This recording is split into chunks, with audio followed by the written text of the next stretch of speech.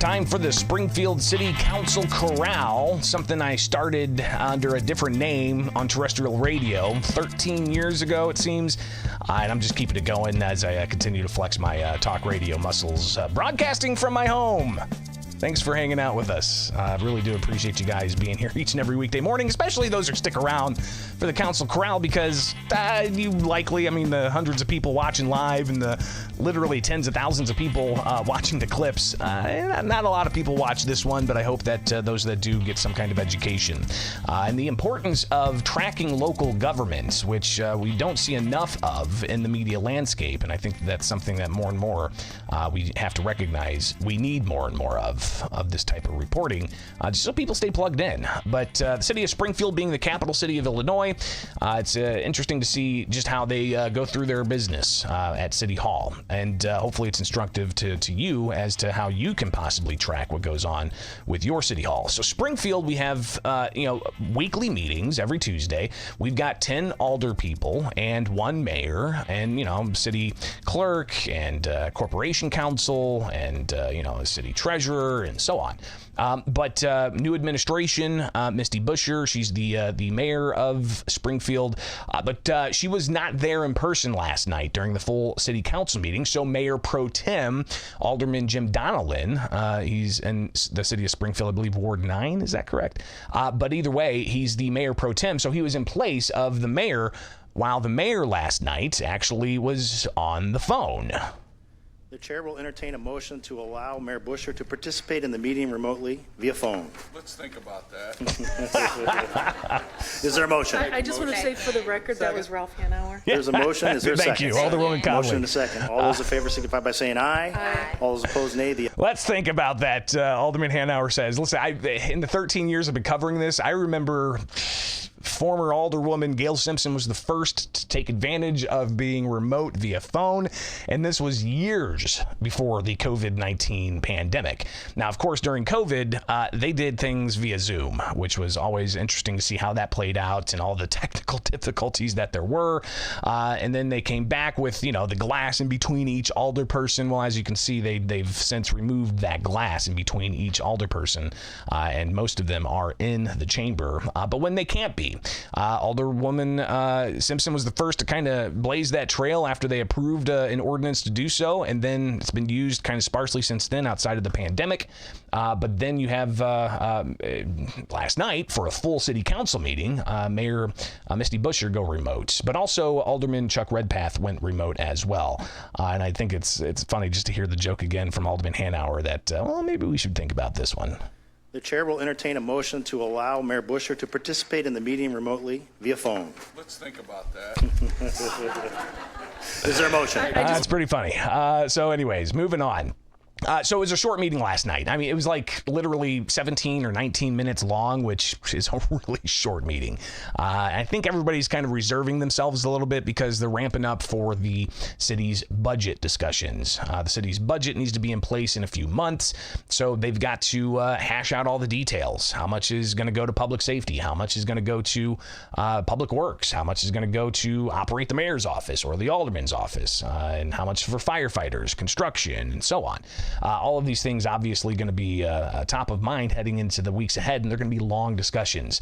We'll take a brief look at some of the budget documents that have already been released from the mayor's office, but FYI, we will not be covering the budget meetings. All right, we'll still do the weekly, committee of the whole and then the full city council meetings, but the budget hearings are going to be long and protracted, so I'm not necessarily going to delve deep into those, and we'll just highlight some of the final numbers as they come out in the wash whenever they put together the budget. But last night, short meeting, they had an ordinance up for consideration to hire somebody to help with their bond issuance. An ordinance approving an engagement letter with Hart, Southworth, and Witzman for legal services as bond counsel for the city of Springfield for the Office of Corporation Counsel.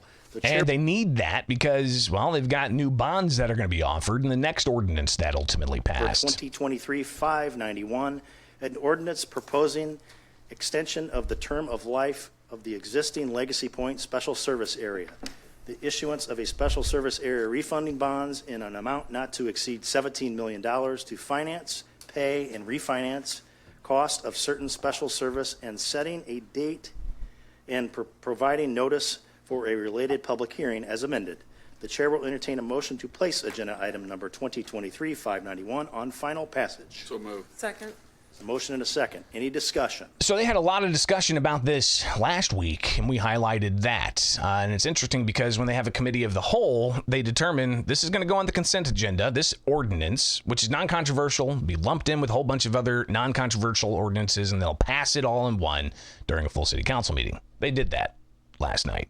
Then they get to the debate agenda, where in the committee of the whole last week, they determine, well, this is a controversial ordinance. We needed to debate it more. Well, last night was the time to debate this further, and they really didn't debate it further. So how did the vote pan out? Well, you've got the outline here. 9 voting aye, none voting nay, and 1 voting present. Motion. Alderman Williams voted present. He did ask a bunch of substantial questions last week, and it was interesting to hear some of those questions. So that ultimately passed $17 million in bonds for that Legacy Point Sports Complex, and it's going to be interesting to see how quick that comes together and what other pieces need to drop for that, because that's something that's been talked about in the city of Springfield, to have like a public-private partnership for a sports complex facility.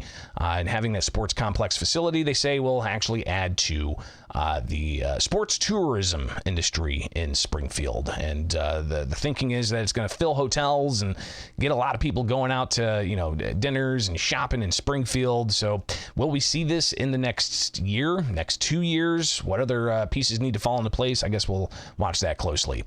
Next up from last night's short Springfield City Council meeting. Authorizing execution of a professional services agreement with Downtown Springfield, Inc. to provide economic growth within the downtown district of the city of Springfield in an amount not to exceed $50,000 for the Office of Planning and Economic Development. The chair will entertain a motion to place agenda item number 2023-594 on final passage. So moved. Second. Motion and a second. Any discussion? Any discussion? Any discussion? Hearing none. The voting is now open. All those in favor signify by saying aye. All those opposed, nay. Alderman Redpath, how do you vote? Aye. Thank you. Motion carries with 10 voting aye, none voting nay. So again, this was on The debate next item agenda. on the agenda is But agenda item number. they didn't debate it further. So $50,000 going to Downtown Springfield Incorporated, a business association that helps businesses in downtown Springfield navigate the business climate, and getting $50,000 from the city of Springfield. So really, that was it for last night's meeting. It was like 19 minutes long, short meeting. They got in and out, and they just moved on. But I guess they're getting ready for some budget hearings, because the mayor's office released the budget overview to the media. And let's go ahead and take a look at what we've got here from the mayor's office. And it talks about, hey, this is the budget. They're pleased to present the proposed budget for fiscal year 2025.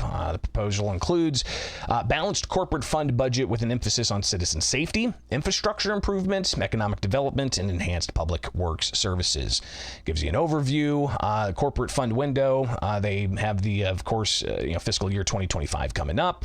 The revenue estimations, all resources, and the total budget. And it goes on to say that the corporate fund is the principal operating fund for the city of Springfield. It pays out for police, for fire, but they also have a different fund with the CWLP. And it goes through some of the expenses that are expected. So you can see this in some more detail at the city mayor's website to kind of break out just how much we're talking here. And if you look at the costs, you're talking $130 million for personnel services. That's 64% of the corporate budget, and that's for wages. But you've also got interfund transfers at $7.6 million. You've got permanent improvement projects at $14 million, contractual services at $15.8 million, operations for the auto equipment location that they have, because they have like a consolidated vehicle service depot of sorts. That's going to cost $4.4 million. Electronic data processing is pretty expensive. Wow, $6.7 million. Then other operating lines, about $23.4 million. So you're talking pretty substantial budget there. Close to $180 million for all the funding there. So all the money, of course, coming from different sources. You got taxes and the like, and all the taxes, $175.4 million in taxes. You've got user charges, and I'm thinking, what is that for CWLP? Because that's one thing about the city of Springfield that's interesting is it's got its own municipally operated utility, CWLP, and that does coal-fired power. It also has city water that's operated by the city of Springfield. So those things obviously all add up. But that's a different fund than it is for the corporate fund, which, again, pays for all kinds of services like fire and police and so on. So they did also release the outline for when they're going to be hearing all the details on this. And again, we're not going to necessarily cover this. We'll actually cover what happens in the city council meetings and the committee of the whole when they discuss these things. But the schedule for the budget coming up January 10th, they're going to talk about the Springfield Convention and Visitors Bureau, the Office of the Mayor, the Office of the City Council, and the City Clerk and Treasurer's Office, all those individual offices getting their time in front of alder people to understand what the spending is going to be. January 11th, they'll talk about the library, human resources, planning and development, public works. Then they're going to do a special just focusing on the public safety components, Springfield Police, Springfield Fire, and the Office of Budget and Management going to be part of that discussion. And then the big ones, City Water, Light, and Power, January 23rd. These meetings would allow for the first reading of budget ordinances to be Tuesday, February 6th, with the budget to be discussed at a committee of the whole meeting February 13th, and the budget to be passed by Tuesday, February 20th. So there you go. That is just an overview of where we're at the city of Springfield. All right. Greatly appreciate you guys tuning in as always. And those of you sticking around just for the Council Corral, thumbs up. If you like what you see here, of course, not just with what we do following, the city council, be sure to check out some of the other things. Of course, we've got tons of stuff that is going to come up in the days and weeks ahead. So hopefully you like, subscribe, and follow along.